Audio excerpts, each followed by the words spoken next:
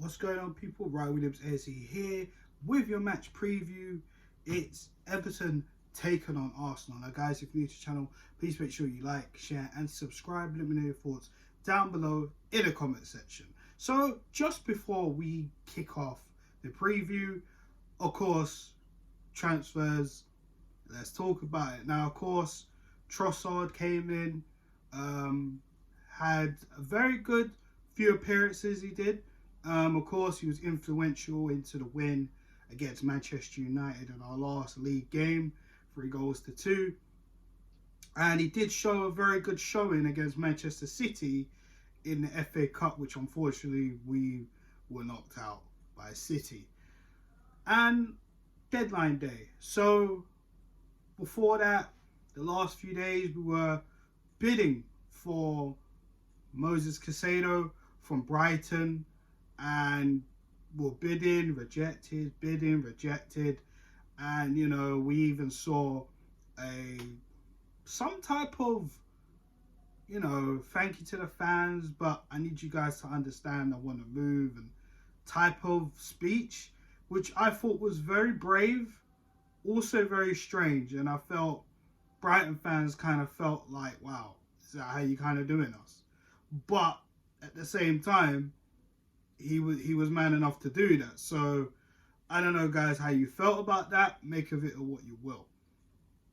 But ultimately, deadline day, Brighton shut the door on it completely. Not even Chelsea tried to swoop in and take him under our noses. That didn't happen. Brighton made it very clear he is not for sale. And we might have to go again in the summer if Arsenal was still interested in Moise Caicedo. That's someone I definitely would love to come into the squad, along with potential signing Declan Rice. But we'll talk about that near towards the end of the season and see how it plans out. But for £12 million going to Chelsea and taking their little Italian in Jorginho, where at first, I'm not going to lie to you, my head was spinning. I was like, we're still going to Chelsea and still taking players that are pretty much past their sell-by date. Now, for me, I looked at it like, we need cover for Partey, and I can't really see Jorginho be that cover for Partey. Now, that's just my own personal opinion. Was I happy about it? No. Do I trust Mikel Arteta? I do trust Mikel Arteta, but he has made signings come and they have failed. Willian, a prime example, fresh from Chelsea, comes in and scores one goal, and that happened to be on one of his last appearances for Arsenal via the free kick. Willian was an awful transfer. David Luiz, I know that wasn't really Arteta's signing, but in terms of Chelsea's signings, he had a few errors in him, as we knew prior to bringing him in. But I felt out of the Chelsea players we've signed over the years, he was probably one of the better ones, if I'm honest, in my opinion. But he did win a trophy with us. Funny enough, beating Chelsea as well in that FA Cup final a couple of years ago. But Jorginho, I'm just going to see how it works out. I mean, I'm sure a lot of people, which, I've seen around on Twitter, oh, if it's Arteta, then I trust him, all that. Like I said, I'll trust Arteta on this one, but, we'll see how it goes. And that goes with all the transfers. Obviously, we signed Kivior as well, Polish international, young centre-back. Great, can't wait to see him start, to be honest with you. But overall, January transfer window, yes, it was a little bit disappointing because we wasn't able to get certain deals over the line, like Mikhailo Mudryk ended up at Chelsea. Moise Caicedo stays at Brighton. It's unfortunate, but we got bodies in, and of course, right now we are trying to secure the league title. And as long as we got more bodies in, Some players are coming back. We see Jesus is back on his feet. He's back into training. Time will tell and see when he's back. Reece Nelson, same thing. He's back into training. And we'll continue from there. So overall, it was an alright window. I know Jorginho was underwhelming for me, I'm going to be honest. But we will see how it goes. Trossard I was happy with after Mikhailo Mudryk failed. And Kvyat, I haven't really seen much of him, so I'll leave that until I see more of him too. So fair enough. So we'll see what happens going forward. Now, let's talk about the match tomorrow. Everton away. It might be a difficult fixture. I remember last season we went there and we got absolutely Playful Park. I thought we were awful in that last game. Hate to remind us of that. I remember Damari Gray scoring an absolute screamer as well at Goodison Park. And of course, you know, they're all over the place over there. Kind of the same from last season, you know. And, you know, they got a new manager in Sean Dyche, who we know very well for obviously his years of coaching Burnley, who are now, I think they're top of the league in the Championship with Vincent Kompany. So they're doing very well. Probably going to see them next season. But will we see Everton next season? That remains to be seen. So, you know, manager bounce. They've sold their player and Anthony Gordon as well. That's unfortunate for them. It's just going to be interesting. It's going to be very interesting. We need to keep up the momentum, of course. Try extend the points away from City as much as possible. These games in this month in February are going to be very tough, you know. So we start off at Goodison Park.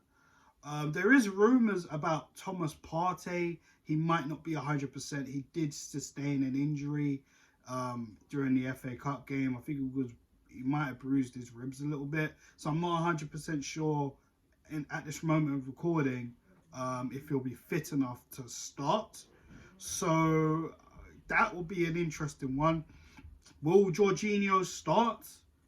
That will be very interesting as well. So for me, my starting lineup, pretty much the same. Ramsdale in goal, Ben White, Gabriel, Saliba, Zinchenko.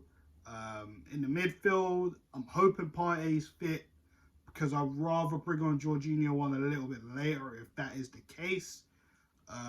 So I'm going with he's fine. Thomas Partey, Xhaka, Ødegaard, and the front three, you know. This is a question. Now, what do you want to do with the front three? Do we leave it as Martinelli, Saka, and Nketiah, or do we have Saka, Nketiah, and Trossard? Now, the reason why I bring up Trossard is because I feel like Martinelli hasn't really been at the levels as of late. Now, of course, he did sign his new extension today, earlier on, which is good. You know, we need to keep Martinelli on. Very, very promising player. But I felt like he's kind of hit the wall a little bit. You know, a lot of people have their reasons to. Check out the previous video. We did kind of touch on it. And, well, Trossard has been very good of late. So, in his last two appearances. So, should we look at bringing in Trossard to start this game? Let me know your thoughts down below. But for me, I'll probably start Martinelli. But we'll see how it goes. And if he's not really at the levels, then, of course, we can bring Trossard on. My scoreline prediction on this game. It's going to be interesting because we know Sean Dyche. We know how he plays football, but of course he's been out of football for a little minute. So we don't know if his tactics have changed. But Everton do have some attacking qualities there. Especially the likes of Damari Gray, Neil Maupay. We can't forget about him. He loves playing against Arsenal, doesn't he? So, on that note, I will feel that it will be a tense game. Of course, because of all the stigma around Goodison Park with the Everton fans. They're not happy with their current situation with the ownership. But at the same time, you know, with us, our away record has actually been very good this season. I've been very impressed. But, again, this will be another test. Because, again, last season we were coming into Everton and they were not in good spirits, and they still managed to defeat us, and we had a poor game. So this one, I'm hoping it's on the list of Mikel Arteta to be like, we need to go there and we need to really go at them and, you know, get the 3 points. It's as simple as that. You know, with all due respect to Everton, of course, but, you know, we're in our title charge right now. And if we want to keep competing in this title race and keep leading the charge, then these grounds, under the circumstances, we're going to have to go there and get the 3 points. It's as simple as that. So for me, I'm going to go for a 3-1 victory for Arsenal. Goal scorers, I'm not going to do that. I'll be honest with you guys. Let me know your thoughts down below in the comment section, who you think will be scoring, as well as your starting lineup and your scoreline prediction. But on that note, I'm going to leave it here, signing off. Guys, I'll be back for the match reaction, of course, tomorrow after the game. So guys, if you're new to the channel, please make sure you like, share, and subscribe. Thanks again for checking out this video, and let me know your thoughts down below on the transfer window as well, on the signings, as well as, like I said, with the scoreline prediction, your scorers, and your lineup. But on that note, guys, have a good evening, take it easy, and I'll be back with you after the game. Peace.